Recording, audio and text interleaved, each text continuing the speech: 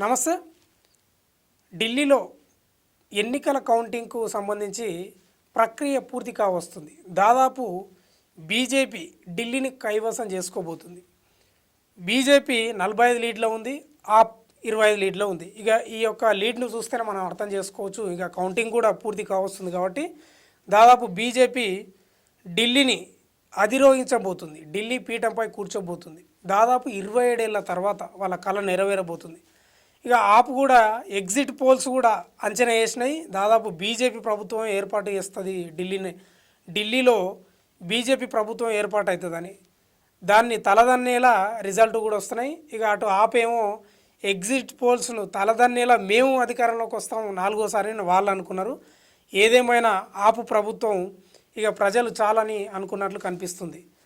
ఇక మనం చూసుకుంటే ఆప్ కేజ్రీవాల్ ఢిల్లీని 15 ఏళ్ళు పాలించిండు. ఇక చాలా అనుకున్నారేమో ఢిల్లీ ప్రజలు, మరి తెలియదు. కానీ ఇక బీజేపీ ప్రభుత్వానికి పట్టం కట్టినరు. ఇక ఇక్కడ బీజేపీ ప్రధానంగా 27 ఏళ్ల తర్వాత అధికారాన్ని చేపట్టబోతుంది. చాలా పకడ్బందీగా వ్యూహాలు రచించింది అరవింద్ కేజ్రీవాల్పై. అటు ఢిల్లీ లిక్కర్ స్కామ్ అనుకోండి, లేకపోతే వివిధ రకాల కేసులతోటి డిప్యూటీ సీఎంను ఏకంగా జైల్లో పెట్టడం, అరవింద్ కేజ్రీవాల్ను జైల్లో పెట్టడం, ఇక రకరకాలుగా అవినీతికి వ్యతిరేకంగా ఏర్పడిన పార్టీని అవినీతి చేసిందని బీజేపీ ప్రభుత్వం జైల్లో పెట్టడం, అటు ప్రజలు కూడా నిజమే అని భావించడం కూడా ఈ ఢిల్లీ యొక్క ఎన్నికలకు నిదర్శనంగా కనిపిస్తుంది. ఇక అతిపెద్ద ఊరట ఏంటంటే ఢిల్లీ ప్రజలకు మొన్న ప్రవేశపెట్టిన బడ్జెట్లో 12 లక్షల వరకు ఆదాయ పన్ను పరిమితి ఉంది చూడు. దానివల్ల మిడిల్ క్లాస్ ప్రజలు ఢిల్లీలో భాజపాకు ఓటేసిండ్రు. ఇది 100%. ఎందుకంటే మేధావులు చెప్తున్నది కూడా ఇదే. ఎందుకంటే ఢిల్లీలో 12 లక్షల లోపు లేకపోతే 12 లక్షల పైన సంపాదించేటోళ్ళు చాలా ఉంటారు. వాళ్ళకు ఎలాంటి ఆదాయ పన్ను లేదు, ట్యాక్స్ లేదు. కాబట్టి ఇక వాళ్ళు బీజేపీకి జై కొట్టిండ్రు, పెద్ద ఊరటగా అనిపించి జై కొట్టిండ్రు. అదేవిధంగా ఆ ప్రభుత్వంపై కూడా వాళ్ళకు ఇక 15 ఏళ్ళు చూసారు. కాబట్టి ఏ ప్రభుత్వాన్నైనా దాదాపు 10 ఏళ్ళు చూస్తేనే కొంత ఇక చాలులే అనిపిస్తుంది ప్రజలకు. దాదాపు 15 ఏళ్ళు చూసారు కాబట్టి ఇక ఆపు ప్రభుత్వాన్ని చాలు అనుకున్నట్టున్నారు ఢిల్లీ ప్రజలు. ఇక అవినీతి మరకలు అంటడం కానీ, ఎందుకంటే అరవింద్ కేజ్రీవాల్ ఆ పార్టీని పెట్టింది అవినీతికి వ్యతిరేకంగా. కానీ ఆ పార్టీ అరవింద్ కేజ్రీవాల్ అవినీతిలో కూరుకుపోయింది అనేది ఢిల్లీ ప్రజలు కూడా భావించినట్టున్నారు. దానికి అనుగుణంగానే ఓట్లు వేసిర్రుగా. దాదాపుగా బీజేపీ ఇక అధికారాన్ని చేపట్టబోతుంది. ఎందుకంటే ఇక్కడ 27 ఏళ్ల తర్వాత బీజేపీ అధికారం చేపట్టబోతుంది. అటు ఆప్ ఏమో అరవింద్ కేజ్రీవాల్ 15 ఏళ్ళ నుంచి ప్రభుత్వాన్ని ఏర్పాటు చేస్తున్నాడు. అటు దేశవ్యాప్తంగానేమో బీజేపీ విస్తరిస్తుంది. చాలా రాష్ట్రాలలో బీజేపీ ప్రభుత్వమే ఉంది.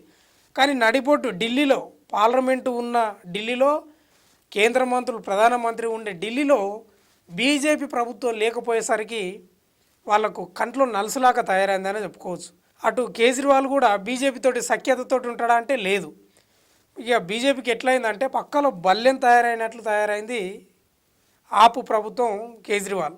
ఇక ఏ రకంగా అయినా సరే సర్వశక్తులు ఒడ్డించింది బీజేపీ.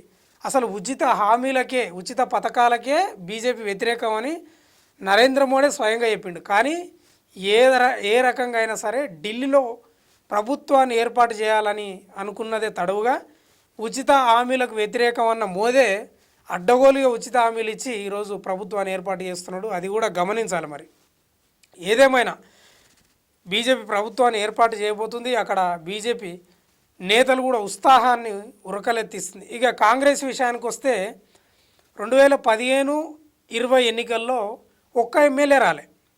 2013 వరకు 15 ఏళ్ళు ఏకదాటిగా పాలించిన కాంగ్రెసు 2015-20 ఎన్నికల్లో ఒక్క ఎమ్మెల్యే లేడు అసెంబ్లీలో.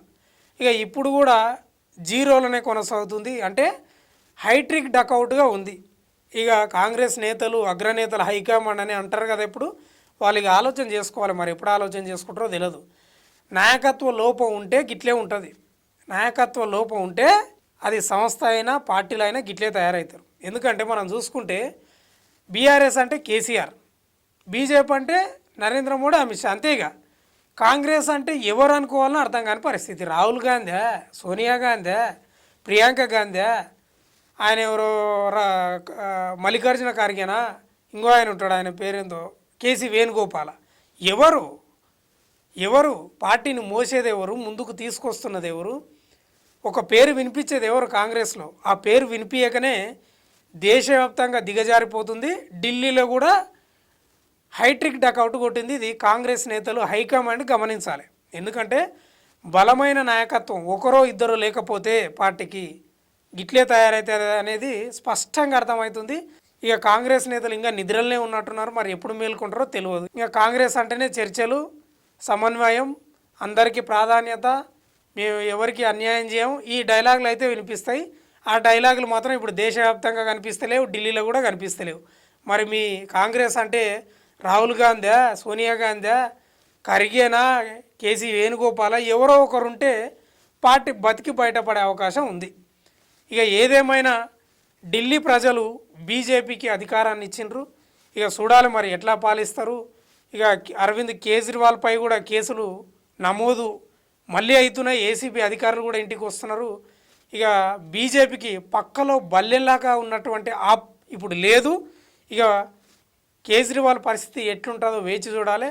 ఇక కాంగ్రెస్ రాహుల్ గాంధీ మరి ఎవరో కానీ నెత్తికి చేతులు పెట్టుకునే పరిస్థితి అయితే మంచిగా ఉంది. చూడాలి మరి బీజేపీ అయితే లీడ్ దిశగానే పోతుంది.